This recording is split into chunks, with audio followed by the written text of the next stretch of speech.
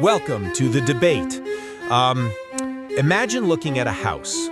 Structurally, the blueprints and the latest engineering reports tell you the foundation is rock solid. But if you ask the people actually living inside, they'll tell you they are terrified the roof is about to cave in. Right. And depending on your perspective, you either tell the residents to calm down because the data says they're fine, or you start frantically reinforcing the walls. Because, ignoring their panic is a quick way to get fired as the property manager. Exactly. And that massive disconnect is, it's exactly where we find ourselves today regarding crime policy and public safety. We are looking at recent data showing an unprecedented, massive 21% plummet in homicides in 2025. Which is incredible, honestly. It is. Yet, despite that dramatic drop in violent crime, public anxiety remains incredibly high.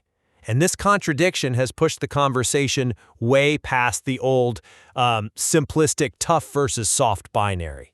Yeah, that old framework just doesn't apply anymore. No, not at all. We are now entrenched in a highly complex, deeply political split about what it actually means to be smart on crime. States are torn right now. Do they return to punitive measures to quell public fear, or do they expand systemic reforms based on the data? My position today is that true, sustainable public safety requires us to trust the data, reform the system to address root causes, and aggressively expand front-end diversion programs rather than reverting to mass incarceration. And I come at it from a different way. I will be arguing that tough-on-crime policies are not some archaic relic, but absolutely necessary to ensure visible accountability, maintain a psychological deterrent, and prevent the kind of localized, everyday crime spikes that completely erode civil society. So let's get right into the mechanics of this, starting with what we've actually been doing for the last few decades. When I look at the recent policy reports surrounding crime and punishment, the conclusion is inescapable to me. Mass incarceration is fundamentally counterproductive, and it is staggeringly expensive. Well, expensive, yes. And counterproductive? We have decades of research showing that long prison sentences fail to reduce violent crime. In fact, mechanically, they often do the exact opposite. Because of the destabilization effect, you mean? Exactly. We are talking about the mechanics of recidivism here.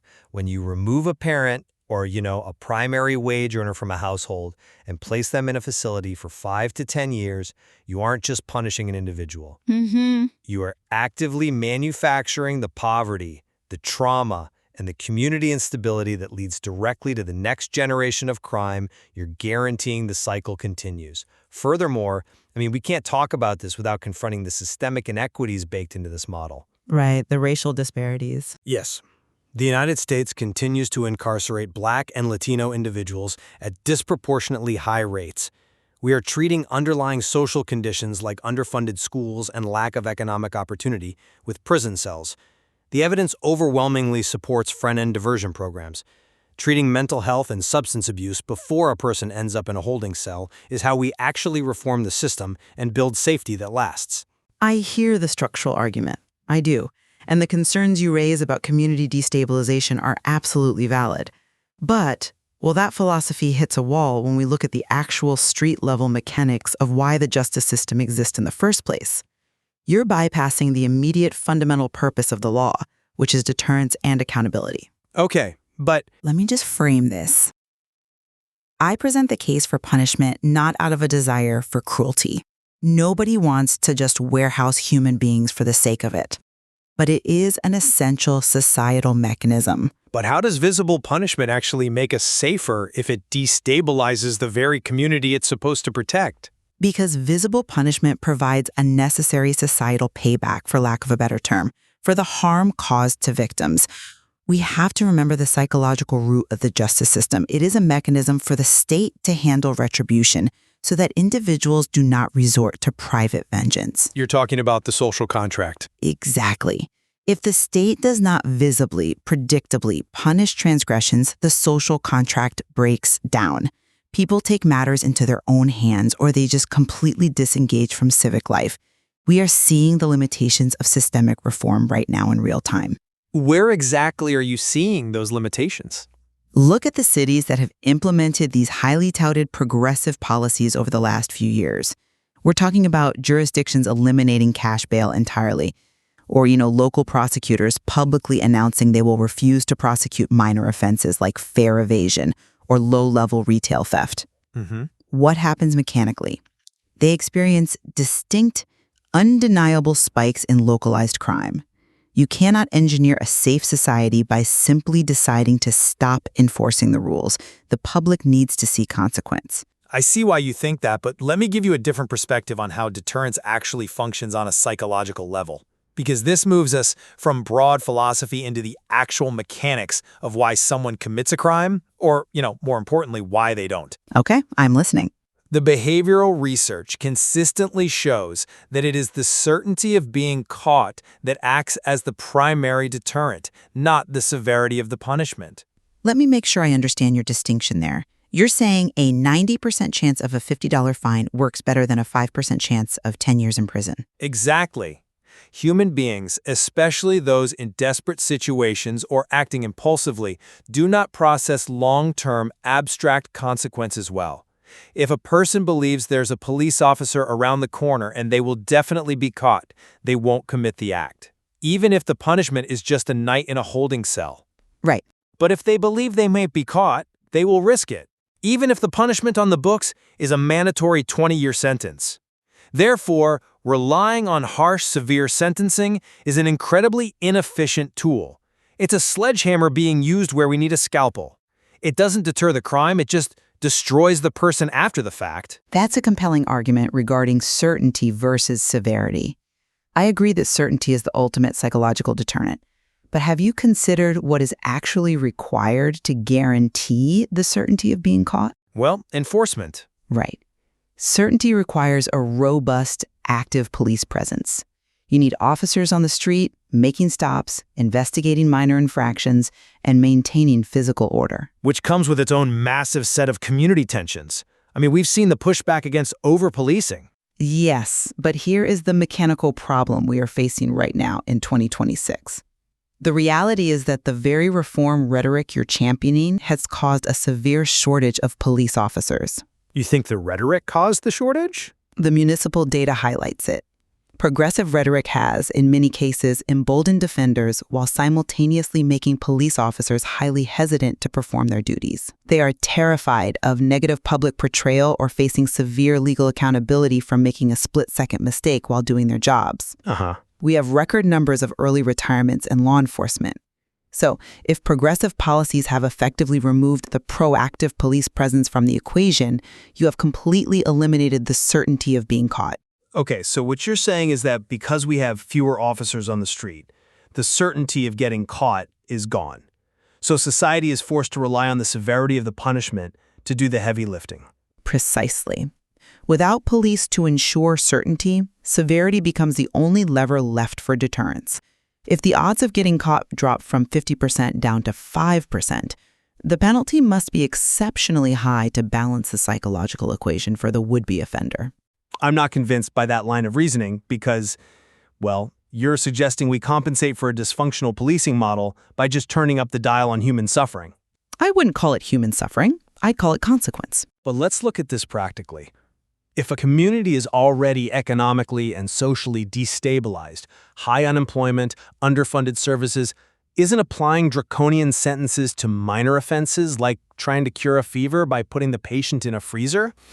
Freezer. Yeah. You might suppress the immediate symptom, but the shock to the system guarantees the patient won't survive long term. You're destroying the patient to cure the cough. Let me jump in there.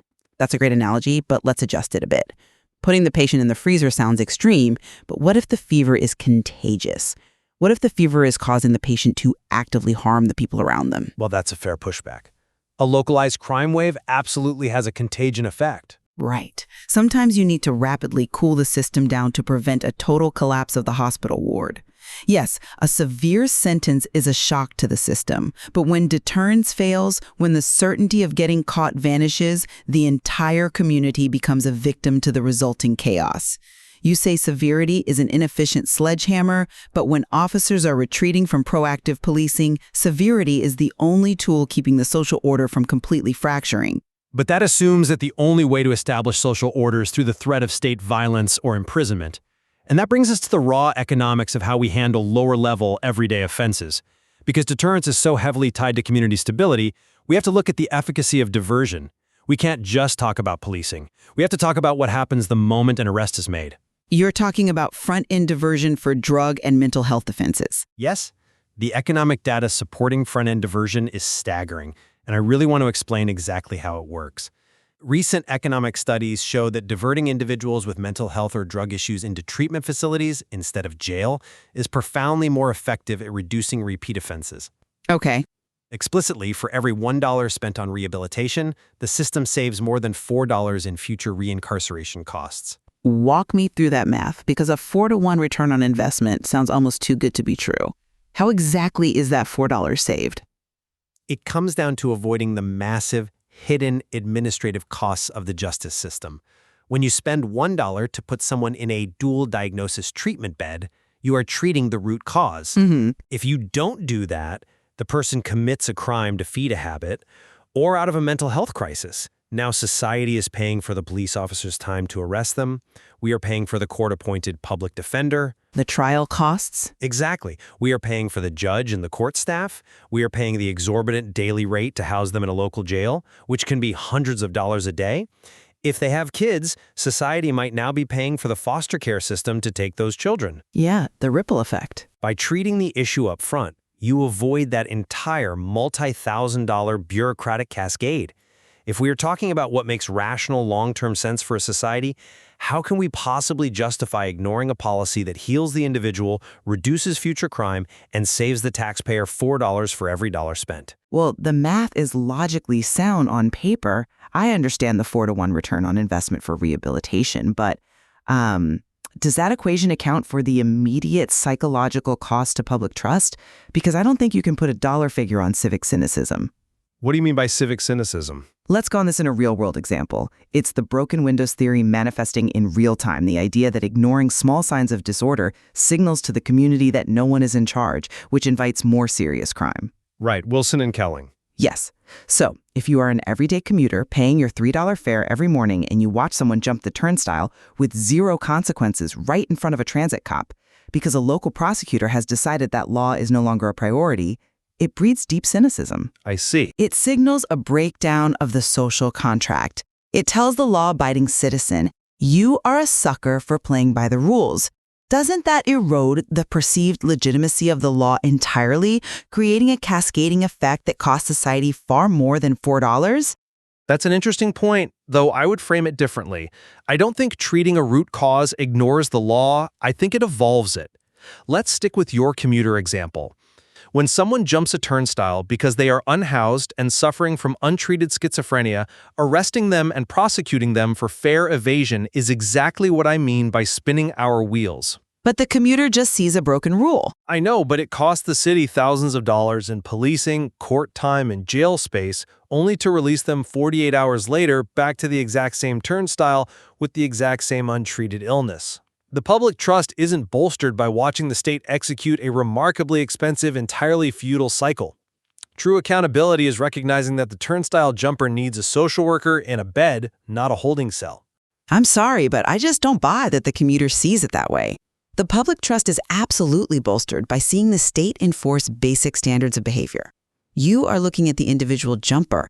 I am looking at the boundary of acceptable behavior. But Let me just finish this thought. The collateral damage of these progressive policies isn't just a few unprosecuted minor infractions. It's the total erosion of the boundary between acceptable and unacceptable behavior.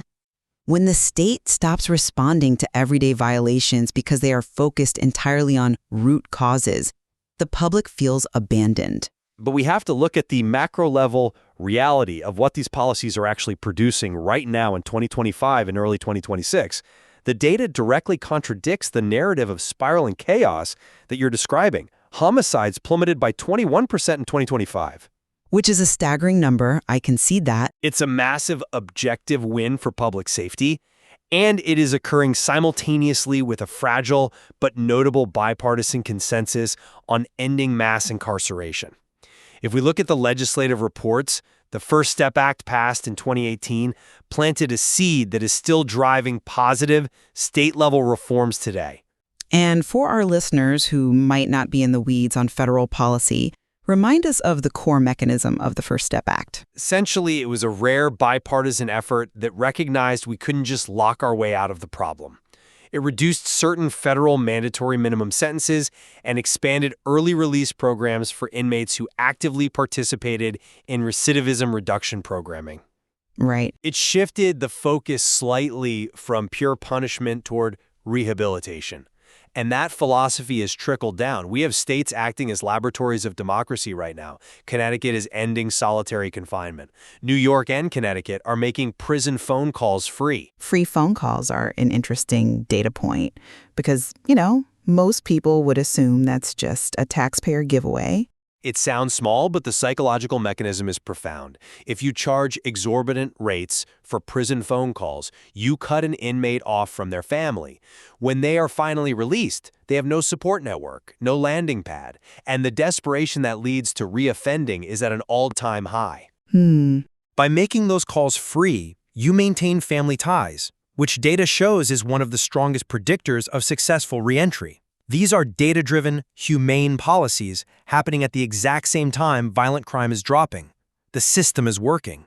And yet, what is the reality on the ground? You cite the 21% drop in homicides, which again is a wonderful statistical reality. But we cannot ignore the public perception. You mean the polls? Yes. The latest Gallup polls clearly show that nearly half of adults still view crime as a serious, pressing problem. That is not a fringe minority. That is half the country. You can tell them the homicide rate is down until you are blue in the face, but their daily lived experience includes rampant property crime, visible drug use on the sidewalks, and a general sense of disorder. Polls showing high anxiety. Aren't we allowing our justice system to be dictated by a placebo effect? We are administering harsh medicine for a disease the data shows is already receding. I don't think it's a placebo effect at all. I think the data you're looking at is measuring the wrong disease. Measuring the wrong disease? Explain that.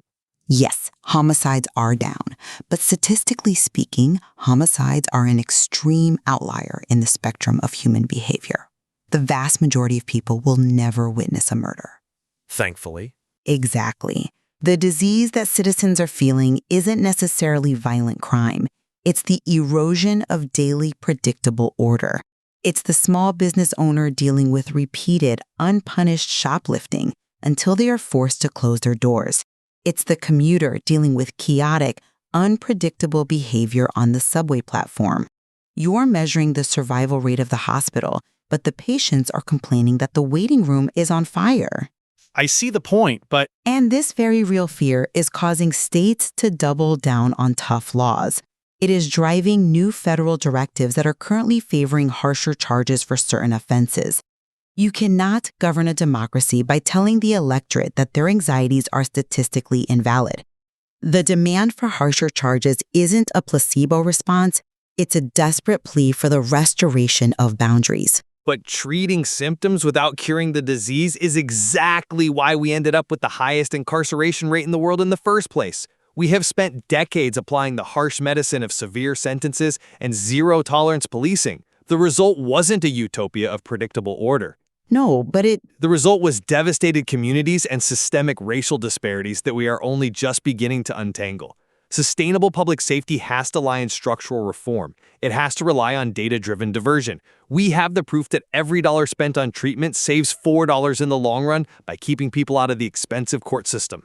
yes, we went over the ROI. And we have the proof that maintaining family ties through free prison calls reduces recidivism. We have the proof that violent crime is dropping significantly. Relying on the blunt instrument of mass incarceration just because people feel anxious is an abdication of leadership. True leadership is addressing the root causes rather than continually punishing the symptoms. And I maintain that strong, visible deterrence, public accountability, and robust policing are non-negotiable prerequisites for maintaining order and public trust. You cannot address root causes if the society itself is fracturing from a lack of basic enforcement. The justice system must provide that accountability, or the social contract fails and everyday citizens lose faith in their institutions entirely.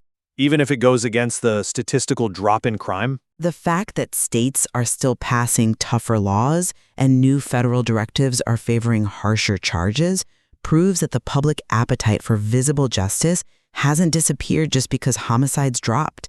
We need that structure to feel safe, and feeling safe is a prerequisite for a functioning economy and society.